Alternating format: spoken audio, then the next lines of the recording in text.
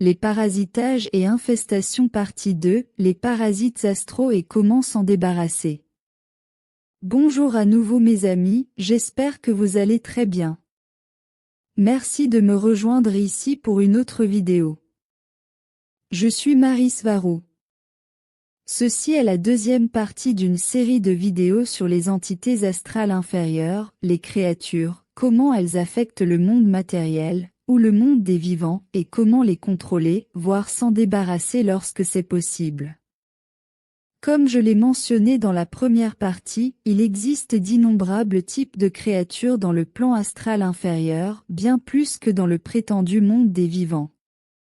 Si l'on compte tous les autres plans d'existence, alors il y en a encore plus, laissant le monde des vivants être seulement une bande existentielle très petite au sein d'un cosmos beaucoup plus vaste.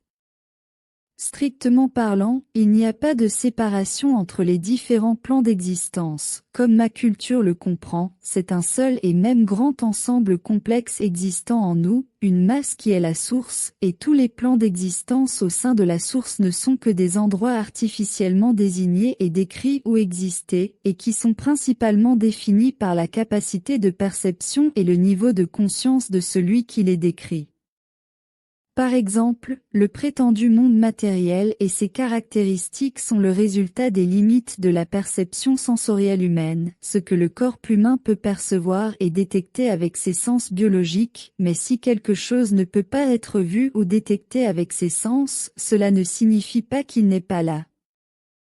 Le type d'entité astrale qui nous préoccupe le plus est celui qui peut nous déranger, voire affecter nos vies. Le premier type d'entité astrale qui nous affecte sont simplement des parasites, de simples animaux invisibles qui se fixent au champ énergétique d'une personne lorsque les fréquences sont compatibles, ou lorsque la personne est compatible en termes de vibration avec eux. Cette compatibilité vibratoire est principalement causée par le fait d'être constamment dans des émotions inférieures et abritant des schémas de pensée destructeurs, et ces créatures peuvent être faciles à éliminer la plupart du temps en utilisant les méthodes que je vais décrire ensuite. Ce ne sont pas toutes les méthodes pour s'en débarrasser qui existent, mais ce sont celles que j'ai trouvées faciles à faire et assez efficaces. Ils n'aiment pas les vibrations à haute fréquence, telles que les battements binauraux à 432, 741, 528, etc. La musique classique et la musique de méditation, ainsi que le type qui augmente la concentration, y compris les sons de la nature, entre autres, perturbent les entités et les font partir, du moins tant que la musique est en train de jouer, mais la personne peut les maintenir à distance en utilisant une intention claire et en gardant sa fréquence élevée. La prochaine méthode consiste à purifier votre environnement avec des herbes telles que la sauge, en utilisant également des huiles essentielles là où vous êtes habituellement. Une autre façon de s'en débarrasser est de les placer autour de votre maison ainsi que de porter des cristaux d'améthyste, tels que des cristaux violets, blancs, roses et verts, du quartz fumé, de la lazurite, de l'œil de tigre, de l'obsidienne et de la tourmaline noire qui est très puissante. Une recommandation est de les placer dans chacun des 4 coins de la maison ou de l'endroit où vous vivez, de votre chambre à coucher ou de tout autre endroit où vous souhaitez maintenir une haute vibration. Les porter en collier, boucle d'oreille ou bague, ou simplement en avoir un ou plusieurs dans votre poche vous aidera à maintenir une haute vibration tout au long de votre journée et vous aidera à empêcher les énergies indésirables et les créatures de s'attacher à votre champ énergétique. Les cristaux en général et comment les utiliser seront un sujet détaillé pour une future vidéo.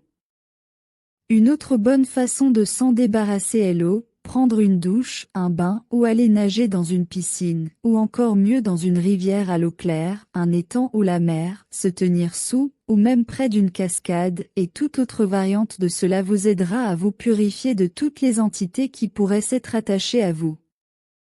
L'eau courante dans un état libre et naturel est un ascenseur de fréquences et de vibrations extrêmement puissant, c'est l'une des raisons pour lesquelles vous vous sentez si bien après avoir pris une douche. La prochaine façon de s'en débarrasser est d'utiliser le vent. Ces créatures et entités sont semi-corporelles, c'est-à-dire qu'elles ont une masse et sont physiques, même si nous ne pouvons généralement pas les voir ou les sentir. Cela signifie que quelque chose qui circule avec force autour de notre corps et à travers notre champ énergétique et notre aura, comme l'eau ou le vent, peut littéralement arracher ces entités de vous. Se tenir sur la plage par une journée venteuse est un moyen merveilleux de nettoyer votre champ énergétique, tout comme le vent en montagne et partout dans la nature. Le vent en général est un très bon purificateur, mais le seul problème est que dans les grandes villes ou les villes, il est accompagné de contaminants tels que de la poussière remplie de substances nocives et des contaminants gazeux. Une autre façon fortement recommandée de vous purifier avec le vent est de faire du jogging ou du vélo, mais l'un des meilleurs moyens d'obtenir une purification rapide et efficace par le vent est de conduire une moto. Les motos sont bien connues pour leur qualité thérapeutique. On dit même couramment que vous ne verrez jamais une moto garée devant le cabinet d'un psychologue, et cela, au moins partiellement peut-être parce que les entités et les attaches d'aura ont du mal à s'accrocher à un motocycliste lorsqu'il est en mouvement. Si vous faites du vélo, de la moto ou conduisez une voiture décapotable sur une belle route de campagne, la purification de l'air et du vent sera un très bon résultat. Le seul problème avec les voitures décapotables pour cela, c'est que le pare-brise empêche l'air de circuler autour du conducteur avec suffisamment de force. Mais le meilleur moyen de se débarrasser des attaches astrales est de méditer régulièrement et de méditer correctement. Avoir un contrôle clair sur votre esprit, vos émotions et vos pensées rend impossible aux attaches astrales de vous parasiter, car c'est vous qui avez le contrôle sur votre fréquence et votre vibration. Les entités astrales sont des choses physiques, bien qu'elles soient difficiles à détecter ou à voir, mais pas impossibles, comme le peuvent de nombreuses personnes sensibles. Mais elles découlent de schémas de pensée, car une entité parasitaire dépend de quelqu'un ayant une connexion claire et forte avec la source pour les manifester et les maintenir en vie. Nous pouvons les voir comme une chose ou une créature qui est en train de se manifester dans le monde matériel. Quand elle est complètement formée, nous pouvons la comprendre ou la voir comme un égrégore complet, avec un corps et une masse. Comme je l'ai expliqué dans mes vidéos précédentes, les entités astrales inférieures sont la manifestation, sous forme d'égrégore, de l'inconscient collectif et de l'inconscient personnel de chaque individu. La plupart des gens ont tendance à penser que les entités, les monstres et même les diamants sont des agents externes à eux, qui parasitent une personne qui est simplement une simple victime. Ce n'est pas le cas.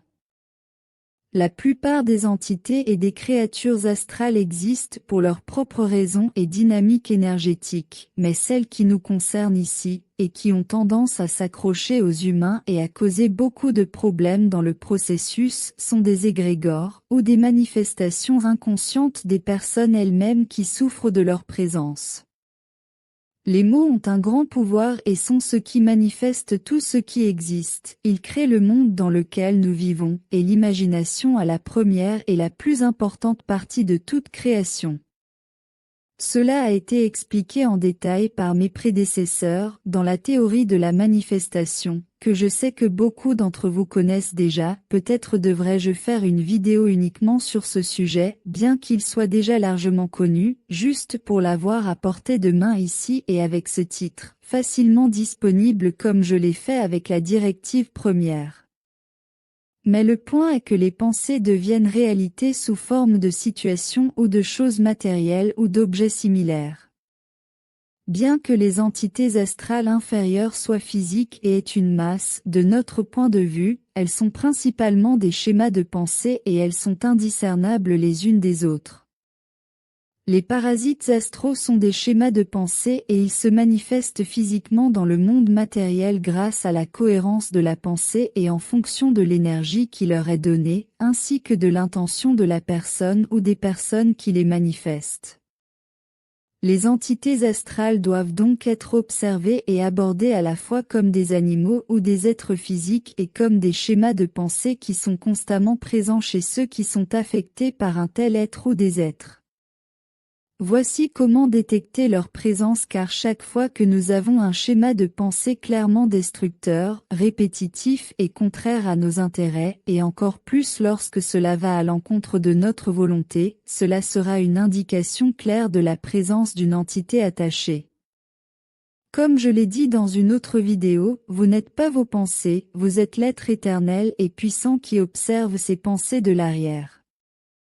Si vous pensez verbalement, ce n'est pas vous, penser verbalement peut principalement être le résultat de votre présence supérieure, mais ces pensées peuvent facilement être séquestrées ou détournées par des entités astrales inférieures ou par les schémas de pensée dominants transmis à travers le réseau télépathique de l'inconscient collectif dans lequel la personne est plongée, comme je l'ai décrit en détail dans l'une de mes vidéos récentes. À des fins descriptives, je peux dire que vous, qui vous êtes vraiment, penseriez en concepts, des concepts qui sont ensuite traduits en mots, ceux que vous utilisez lorsque vous pensez avec des mots, et qui deviennent ensuite des paroles pour la communication. Il s'agit le plus souvent du processus de pensée qui implique des mots qui est détourné par des entités astrales qui utilisent vos propres pensées pour vous manipuler afin de faire ce qui est le plus pratique pour eux et leurs désirs et besoins. Ces créatures ont peu ou pas de connexion avec la source, et leur seule façon de continuer à exister est par l'intervention de quelqu'un ayant une forte connexion avec la source, et c'est ce qu'ils veulent vraiment des gens en général, leur attention créative qui les maintient manifestés, donc existants. Ce sont les pensées des personnes ayant une forte connexion avec la source qui les créent et les maintiennent en vie, donc perturber et arrêter le processus de pensée répétitif qui les crée et les nourrit les détruira et les éliminera de la réalité de la personne. C'est pourquoi la méditation et l'apprentissage du contrôle de nos pensées sont si importants, et c'est ce qui éloigne l'entité de la vie de la personne affectée et l'empêche de revenir. Avoir un éveil spirituel est l'une des façons les plus puissantes et utiles de prévenir les attachements d'entités, mais cela dépendra de chaque personne et de son chemin spirituel privé.